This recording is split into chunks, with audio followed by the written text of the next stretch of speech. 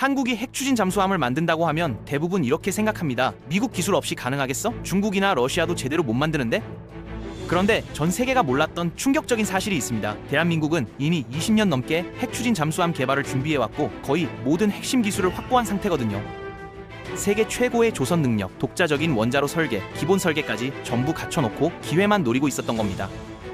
미국의 승인은 시작 신호였을 뿐이에요. 국방부 장관과 해군 참모총장이 국정감사에서 직접 말했죠. 10년 안에 내척, 우리 능력이면 6년에서 7년이면 된다고요. 이건 단군 이래 최대의 국방력 확보입니다. 과장이 아니에요. 국뽕도 아니고요.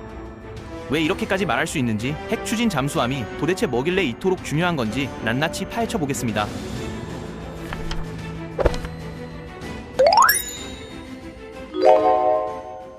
핵추진과 재래식의 차이를 이해하려면 잠수함의 생존 원리부터 알아야 합니다. 잠수함에게 가장 중요한 건 두 가지인데 얼마나 오래 들키지 않고 버틸 수 있느냐와 위급할 때 얼마나 빨리 도망칠 수 있느냐거든요.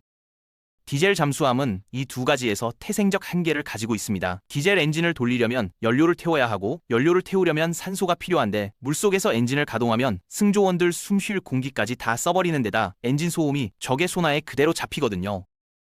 그래서 어쩔 수 없이 수면 근처로 올라와 배터리를 충전해야 하는데 이 순간이 가장 위험합니다. 물 위에 노출된 잠수함은 어뢰 외에는 방어수단이 전무해서 사실상 움직이는 관짝이나 다름없어요. 이 약점을 보완하려고 스노클이라는 장치가 개발됐습니다. 잔망경처럼 튜브를 수면 위로 내밀어서 배 자체는 물속에 숨긴 채 공기만 흡입하는 방식이죠. 영리한 해결책 같았는데 또 다른 문제가 터졌어요. 적외선 탐지 기술이 발달하면서 스노클에서 뿜어져 나오는 뜨거운 배기가스가 열 감지 장비에 고스란히 포착되기 시작한 겁니다.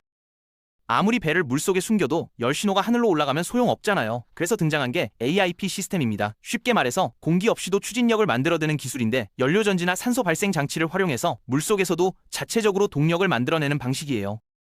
우리나라 최신의 잠수함인 장영실함에 바로 이 AIP와 최신 리튬 배터리가 장착되어 있어서 최대 3주간 수면 위로 올라오지 않고 작전 수행이 가능합니다. 3주면 대단히 긴 시간이죠. 그런데 여기서 많은 사람들이 놓치는 게 있어요. 3주 자만이라는 건 시속 10km 안팎의 저속으로 조용히 이동할 때 기준이거든요. 마라톤 페이스로 달리면 몇 시간을 뛸 수 있지만 100m 전력 질주를 하면 어떻게 됩니까? 금방 지치잖아요. 장영실함도 마찬가지입니다. 시속 30km로 고속 기동을 하면 서너 시간 만에 배터리가 바닥나요. 적을 추격하거나 위험해서 도망쳐야 할 때 이게 치명적인 약점이 되는 겁니다. 반면 핵추진 잠수함은 완전히 다른 차원의 존재예요. 시속 40km에서 55km 사이의 최고 속도로 24시간 내내, 아니 며칠이고 몇 주고 계속 달릴 수 있거든요. 핵분열 에너지가 사실상 무한하니까요. 연료 교체 주기가 짧으면 5년, 길면 20년에서 30년까지 가는데 그 기간 동안 최고 속도를 유지하면서 전 세계 어디든 갈 수 있습니다. 지구를 한 바퀴 도는데 한 달이면 충분해요. 수면 위로 올라올 필요도 없습니다. 핵분열은 산소가 필요 없고 원자로에서 발생하는 막대한 에너지로 바닷물을 전기분해해서 산소도 만들고 식수도 만들어요. 이론적으로는 수십 년 동안 물속에 머물 수 있는 거죠. 실제로 올라오는 이유는 기술적 한계가 아니라 식량이 떨어지고 승조원들이 밀폐된 공간에서 심리적으로 한계에 달하기 때문입니다. 잠수함 세계에서 가장 치욕적인 상황이 뭔지 아십니까? 강제 부상이에요. 적에게 발각돼서 너 안 나오면 격침시킨다는 경고를 받고 어쩔 수 없이 수면 위로 떠오르는 상황이죠. 숨어서 적을 노리는 게 잠수함의 존재 이유인데 들켜서 끌려 나오는 거잖아요. 이보다 창피한 일이 없습니다. 중국 잠수함이 이걸 여러 번 당했어요. 일본 해상자위대한테도 당하고 미국 해군한테도 당하고 나토 함정한테도 당했습니다. 중국 잠수함을 뭐라고 부르는지 아세요? 물속의 경운기라고 해요. 소음이 너무 심해서 어디 있는지 다 들린다는 조롱이죠. 현재 핵추진 잠수함을 보유한 나라를 살펴보면 이 기술이 얼마나 어려운지 체감할 수 있습니다. 미국, 영국, 프랑스, 러시아, 중국, 인도, 이게 전부예요. 경제 대국 일본도 없고 기술 강국 독일도 없습니다. 호주가 오커스 동맹을 통해 2021년부터 도입을 추진 중이고 이제 대한민국이 그 대열에 합류하려는 겁니다. 인도의 사례를 보면 더 명확해지는데 인도는 러시아의 전폭적인 지원을 받으면서 무려 30년을 개발해서 겨우 아리안트급 두 척을 실전 배치했어요. 그것도 성능에 여러 문제가 있다는 평가를 받고 있고요. 중국도 미국에 비하면 한참 뒤처져 있습니다. 미국이 핵추진 잠수함 66척을 보유하고 있는데 중국은 12척에 불과해요. 러시아조차 미국의 절반밖에 안 됩니다. 미국 대통령이 한국의 핵추진 잠수함 건조를 승인하면서 트윗에 올드 패션드 재래식보다 핵잠수함이 낫다고 썼는데 이 표현에 대해 짚고 넘어가야 할 게 있어요. 재래식이라는 말이 마치 구식 기술인 것처럼 들리잖아요. 그런데 이건 오해입니다. 영어로 컨벤셔널이라는 표현은 핵무기가 등장한 이후 핵이 아닌 모든 무기 체계를 지칭하는 용어가 됐거든요. F-22 랩터 전투기도 핵무기가 아니니까 재래식 전투기입니다. 그렇다고 F-22가 낡은 비행기입니까? 최첨단 스텔스 전투기잖아요.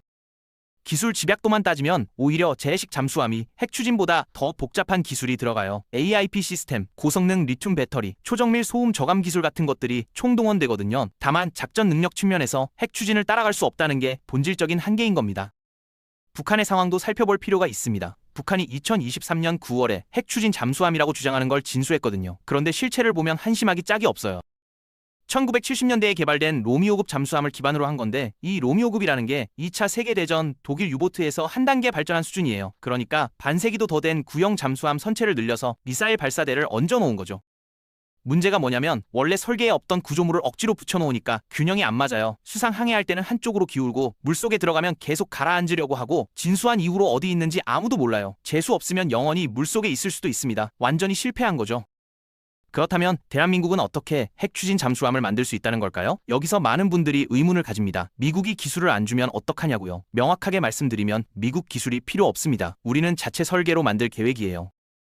잠수함 설계도 우리가 하고 여기 들어가는 원자로도 우리가 개발하기로 되어 있거든요. 필요한 건 핵연료 농축에 대한 국제 규범상의 허가뿐입니다. 한미 원자력 협정에 따른 승인만 받으면 나머지는 전부 우리 손으로 할 수 있다는 얘기예요. 이게 허풍이 아니라는 증거가 곳곳에 있습니다. 2003년 362 사업이라는 이름으로 핵 추진 잠수함 기본 계획이 수립됐고 추진단도 만들어졌어요. 그때부터 지금까지 20년 넘게 기본 작업이 계속 진행되어 왔습니다.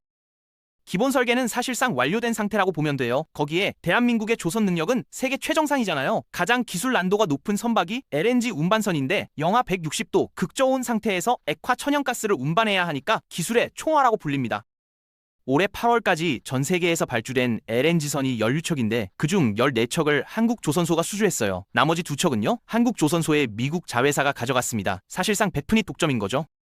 잠수함 건조 기술도 세계 최고 수준입니다. 독일보다 앞선다고 봐도 무방해요. 장형 실함을 보세요. 3,600톤급 최신의 잠수함을 완전히 독자 설계로 만들어냈거든요.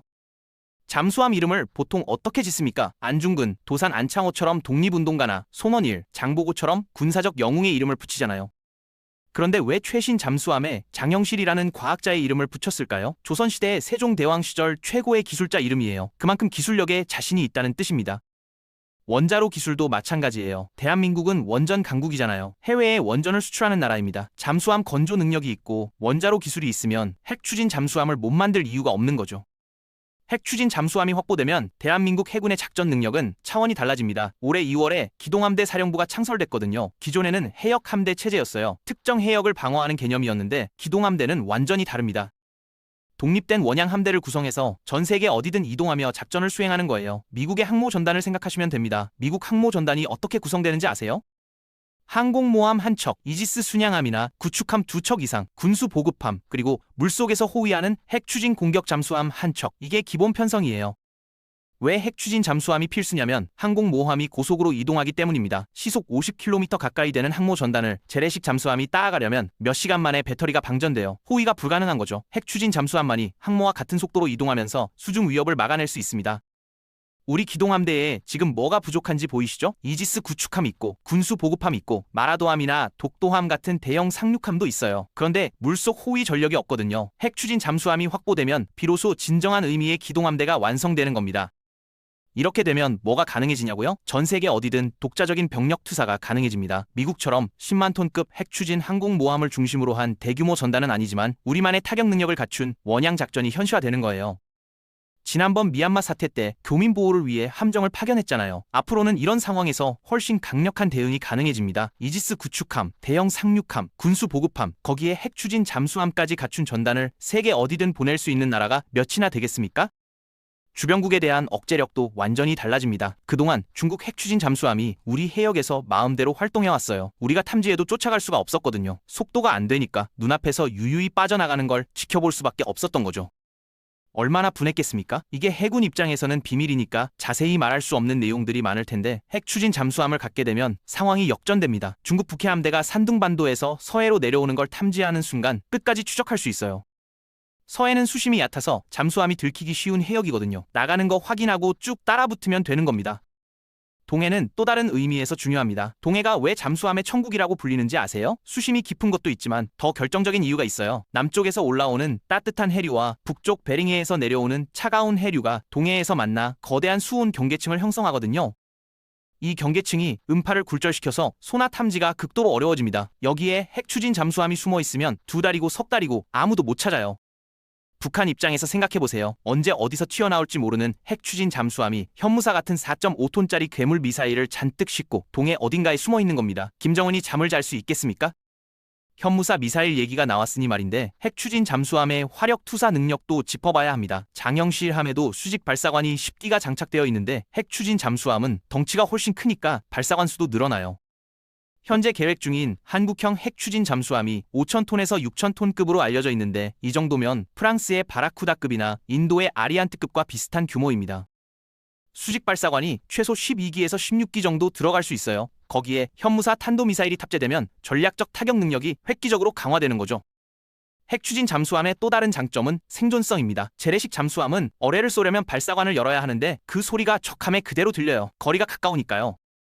어뢰를 발사하는 순간 내 위치가 노출된다는 뜻입니다. 그래서 100% 명중시킬 자신이 없으면 함부로 쏘지 못해요. 쏘고 나서 도망가야 하는데 재래식은 속도가 느리잖아요. 전속력으로 도주해도 몇 시간이면 배터리가 바닥나고 적함이 쫓아오면 그대로 당하는 겁니다. 반면 핵추진 잠수함은 쏘고 전속력으로 빠지면 돼요. 수상함과 맞먹거나 오히려 더 빠른 속도로 이탈할 수 있으니까 추격이 불가능하죠. 이쯤 되면 한국형 핵추진 잠수함의 전략적 가치가 명확해집니다. 단군 이래 최대의 베스트셀러 방산 무기가 캐구 자주포라면 최대의 기술 집약체는 K-E 전투기고 최대의 전략 무기는 바로 한국형 핵추진 잠수함이 될 겁니다. 이 세 가지가 완성되면 대한민국은 명실상부한 자주 국방 체제를 갖추게 돼요. 해군만 봐도 그렇습니다. 이지스 구축함, 세종대왕급 3척, 여기서 한 단계 진화한 정조대왕급 3척이 이미 확보됐거나 건조 중이에요. 정조대왕급은 8,200톤급으로 배 자체 성능은 미국보다 뛰어나다는 평가를 받습니다. 물론 이지스 레이더 측면에서는 아직 미국에 뒤처지는 부분이 있어요. 우리가 가진 건 SPY-1D 수동형 레이더인데 미국은 SPY-6 능동형으로 업그레이드 됐고 함대 전체가 실시간으로 정보를 공유하며 동시에 공격하는 시스템, 미국에서는 CEC라고 불러요도 우리한테는 아직 판매하지 않았거든요. 그렇다고 기죽을 필요 없습니다. 한국형 차기 구축함 KDDX에는 국산 능동형 레이더가 탑재될 예정이에요. 한국형 함대 연동 공격 시스템도 개발 중이고요. 이게 완성되면 미국에 의존하지 않는 독자적인 이지스 체계가 구축되는 겁니다. 공군도 마찬가지예요. KF-2 보라매가 블록2까지 개발이 완료되면 공대공과 공대지 능력을 모두 갖춘 본격적인 4.5세대 전투기로 자리 잡습니다. FA-50 경공격기와 함께 국산 전투기 체제가 완성되는 거죠.